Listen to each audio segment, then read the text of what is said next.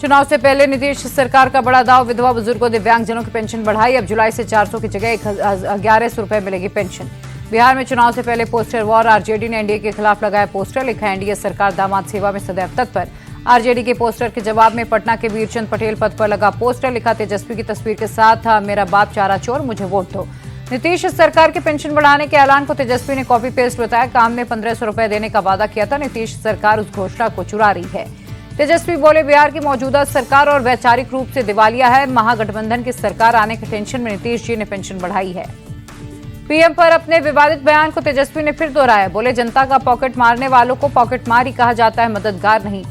CM Nitish के pension बढ़ाने के फैसले को डिप्टी सीएम सम्राट चौधरी ने बताया ऐतिहासिक, इससे लोगों को और राहत मिलेगी। तेजस्वी यादव के समर्थन में उतरी आरजेडी। मृत्युंजय तिवारी बोले, लालू परिवार के लिए कैसे शब्दों का इस्तेमाल हुआ ये सब जानते हैं। तेजस्वी के बयान पर केंद्रीय मंत्री गिरिराज सिंह का पलटवार, कहा पूरी दुनिया गर्व से नरेंद्र मोदी का नाम लेती है, लेकिन लालू और उनके बेटे को लोग भ्रष्टाचारी कहते हैं। नीतीश सरकार के एक फैसले पर चिराग पासवान ने सवाल उठाए, दुर्घटना में मौत पर मुआवजे के प्रावधान में संशोधन कर इससे मुआवजा राशि मिलने में होगी देर। मुख्यमंत्री को लिखा चिट्ठी में चिराग बोले कि नया नियम पीड़ित परिवारों के साथ संवेदनहीनता है, पहले वाली व्यवस्था लागू की जाए। उत्तराखंड में पंचायत चुनाव के लिए 10 जुलाई को होगी वोटिंग, 19 जुलाई को आएंगे नतीजे।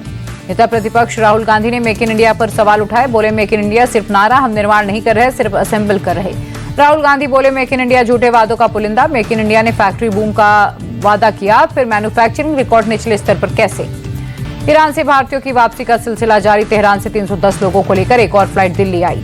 ट्रंप ने इशारों में इजरायल को चेताया, कहा इजरायल के पास ईरान के फोर्दो परमाणु ठिकाने को अकेले दम पर तबाह करने की क्षमता नहीं है।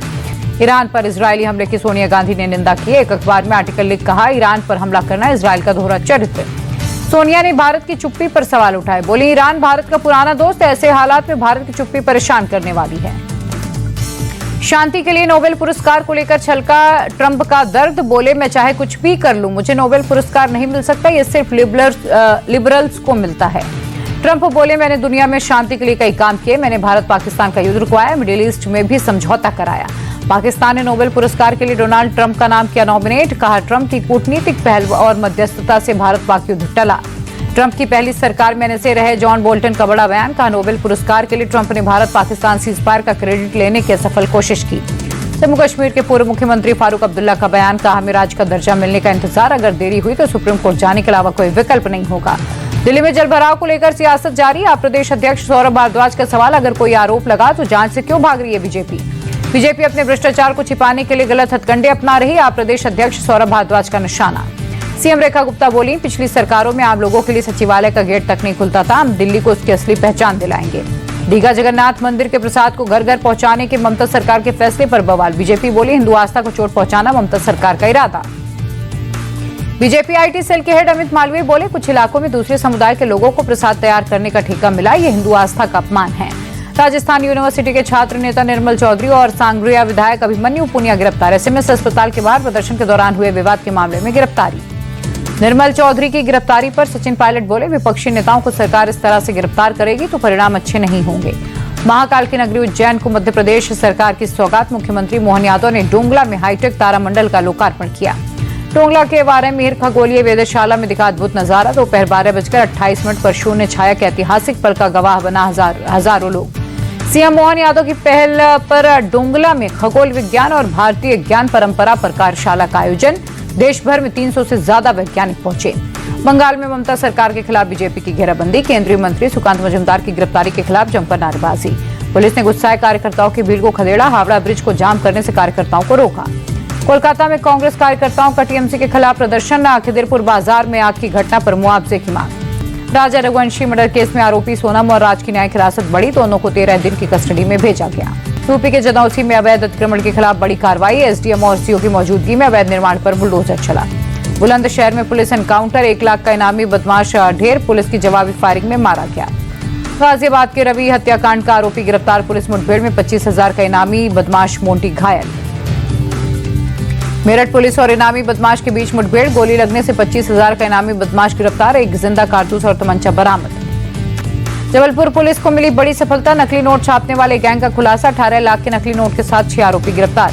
गाजियाबाद के लालकुआं में हाईवे पर चलती कार में आग, देखते ही देखते पूरी कार खाक। स्थानीय लोगों की मदद से कार में बैठे लोगों की जान बची। अंतर्राष्ट्रीय योग दिवस पर देहरादून में योग समारोह, राष्ट्रपति द्रौपदी मुर्मू शामिल हुई, देशवासियों को फिट रहने का संदेश दिया। 11वें अंतर्राष्ट्रीय योग दिवस पर विशाखापत्तनम में पीएम मोदी 3 लाख लोगों के साथ योग अभ्यास करते नजर आए, दुनिया को फिट रहने का संदेश दिया। मोदी बोले, तनाव से गुजर रही दुनिया के लिए योग एक पॉज बटन जैसा, योग हमें शांति का रास्ता दिखाता है। मोदी ने देश में बढ़ते मोटापे को सबसे बड़ी समस्या बताया, कहा लोग खाने में 10% तेल का इस्तेमाल कम करें। लोकसभा अध्यक्ष ओम बिरला ने भी दिल्ली में किया योग, बोले दुनिया आज योग के महत्व को समझ रही, योग करोड़ों लोगों की जीवन शैली का हिस्सा है। अंतर्राष्ट्रीय योग दिवस के मौके पर यूपी के सीएम योगी आदित्यनाथ बोले, योग के माध्यम से हम आध्यात्मिकता के उच्च स्तर तक पहुंच सकते हैं, हमारे ऋषियों की परंपरा। अंतर्राष्ट्रीय योग दिवस पर योग गुरु बाबा रामदेव बोले, योग हमारे डीएनए में, ये एक जन आंदोलन बना, योग को जिंदगी का हिस्सा बनाने का संकल्प लें। दिल्ली में बदला मौसम, झमाझम बारिश के बाद लोगों को गर्मी से मिली राहत।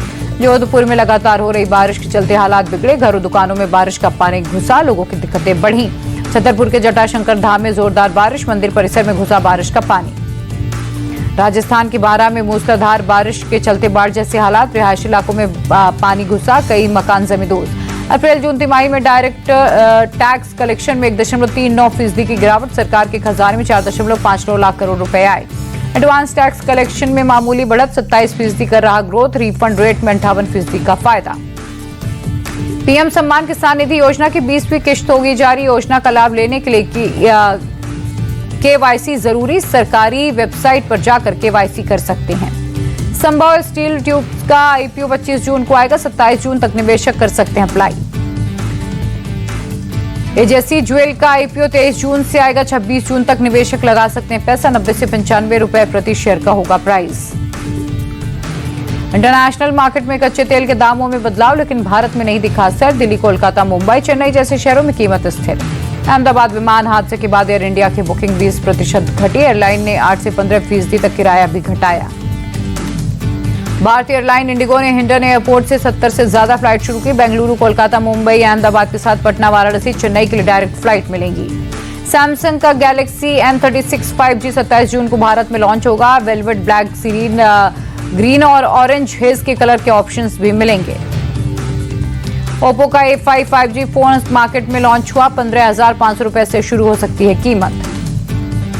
अगले हफ्ते लॉन्च होगा Xiaomi का मिक्स फ्लिप 2 लॉन्च, फोन में 50 मेगापिक्सल का कैमरा, उसके साथ ही 5050 mAh की होगी बैटरी।